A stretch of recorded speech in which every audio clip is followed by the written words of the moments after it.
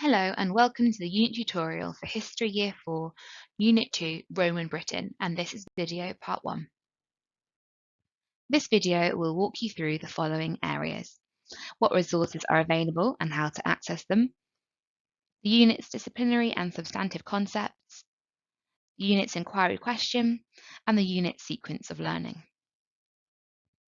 The resources for this unit available on Oxford OWL are the History Progression document, the Teacher Subject Knowledge Guide, the unit planning guidance, PowerPoint slides for every lesson, the pupil workbook and the ebook workbook, additional resources to go alongside some activities in the lessons, the pupil knowledge guide, posters, and discovery box cards.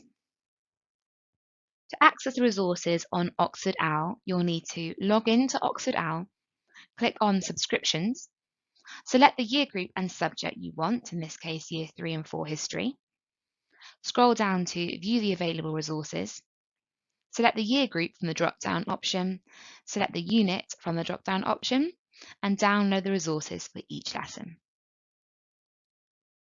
Here is an overview of the disciplinary and substantive concepts for this unit. You can pause the video here and read through them, and you can also find them in the progression document and this unit's unit planning guidance. At the start of each unit, you can show pupils the timeline resource and highlight what era they'll be looking at in that unit. Here you can see where I've pointed out where Roman Britain took place on this timeline. Although all units will support pupils with historical understanding, the main units we've highlighted as supporting this one is the Year 3 unit, Stone, Bronze and Iron Ages, the Year 4 unit, the Romans, which pupils would have previously learnt in the unit for this one, and the Year 5 unit, Anglo-Saxons and Scots. For more detail on the links between the units and the progression of this knowledge, please refer to the Unit Planning Guide and the History Progression document. Every history unit has a unit inquiry question which the learning is centred around. Pupils will need to answer this inquiry question at the end of the unit. This unit's inquiry question is, how did the Romans influence Britain?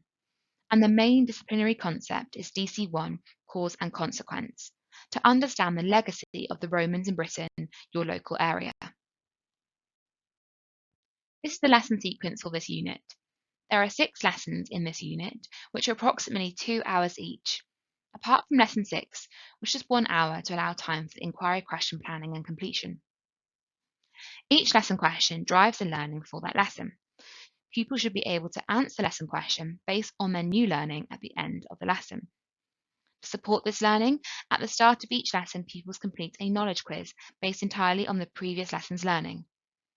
This allows opportunities for teachers to check for understanding and address any misconceptions before moving on. This unit is designed as a depth study into Roman Britain itself. It fulfills the national curriculum requirement of a local history study in the form of a depth study into one of the areas of British history outlined in the national curriculum. The area, as worded in the national curriculum, is the Romanisation of Britain. Sites such as Caerwent and the impact of technology, culture and beliefs, including early Christianity.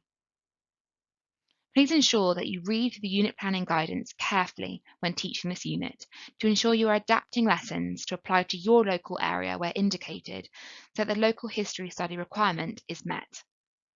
To prepare to teach a unit, we recommend you read through the Teacher Subject Knowledge Guide, read through the unit planning guidance to be aware of any upcoming trip suggestions or activities, and also how you can add local history into this unit.